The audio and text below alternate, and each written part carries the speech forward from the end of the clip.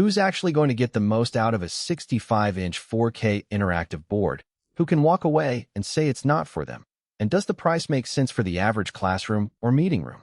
Those are the questions that keep most of us up at night when we stare at the endless list of smart displays on Amazon. Link is in the description if you want to check the product details on Amazon.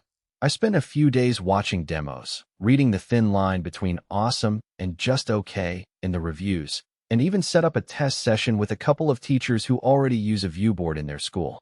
What follows is the lowdown on whether the ViewSonic IFP6562 actually lives up to the hype, and where it might fall short for everyday buyers. First off, the biggest draw of any 65-inch 4K board is the sheer visual impact. In a conference room, a crisp 38402160 panel lets you pull up a spreadsheet, a design mock-up, or a video without the pixelation you get on a 1080p screen. That's a real productivity boost when you need to walk a client through data that's dense or a design that relies on fine detail. The same thing is true in a high school lab where students are analyzing microscopy images. The extra resolution lets you see cell structures that would otherwise be lost. But resolution alone isn't the whole story. It's how that picture gets onto the board and how people interact with it that matters day to day. The one-cable solution is a promise that sounds great on paper, and in practice it does simplify the setup.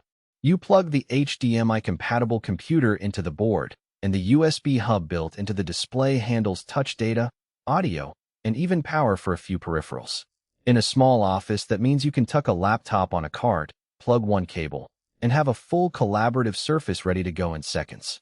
For schools that rotate equipment between classrooms, that single-cable workflow cuts down on cable clutter and the inevitable "where did I put that HDMI?" moments. The trade-off, however, is that you're locked into a specific set of input standards. If you have a legacy device that only offers VGA or a non-HDMI audio output, you'll need an adapter, which adds a tiny layer of complexity you might not expect. Touch precision is another claim that gets a lot of buzz, especially because the board markets itself as a ViewBoard rather than just a display. In real usage, the 20-point multi-touch works smoothly for drawing, annotating, and moving windows around. Teachers I spoke with love that they can write equations with a stylus and have the ink appear instantly. No lag, no wobble.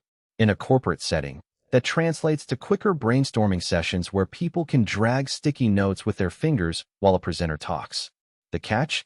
The board is sensitive enough that an accidental brush can register as a command, so you need a bit of discipline in crowded rooms where people might hover their hands nearby. It's not a deal breaker, but it does mean you'll spend a few minutes calibrating the not-touch zones in a high-traffic environment. Audio often gets overlooked on big displays because people assume they'll just hook up an external speaker system. ViewSonic's built-in speakers are louder than you'd expect from a 65-inch panel, and they're tuned to be clear enough for a small to medium meeting room. In a classroom setting, a teacher can play a short video clip and be heard without shouting, which saves a lot of awkward mic setups. That said, if you're planning on streaming a movie or a high-energy training video, the built-in speakers will start to sound thin after a few minutes. In those cases, you'll still want a separate sound system, which again adds to the total cost of ownership. Powerful computing is a phrase that can be vague, but what ViewSonic actually ships with is an embedded Windows 10, or later, mini PC that runs the ViewBoard software suite. The operating system is ready to go out of the box, so you don't need a separate PC to run collaborative apps, digital whiteboarding, or video conferencing. For a school that wants an honest-stop solution, that's a huge time saver. The IT department can push updates to the board just like any other Windows device. In an office, the built-in PC lets you run Teams or Zoom without pulling a laptop out of a bag.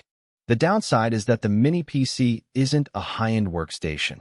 If you try to run intensive design software like AutoCAD or render 3D models directly on the board, you'll notice slowdown. For most day-to-day tasks, presentations, document editing, web browsing, it's more than adequate, but power users should plan on an external workstation. Now, who should actually consider buying the ViewSonic IFP6562? If you run a modern classroom, a collaborative space, or a medium-sized conference room where visual clarity, touch interaction, and a tidy cable setup are priorities, this board checks almost every box. The high 4K resolution and responsive touch make it a compelling tool for educators who need to annotate over video or for teams that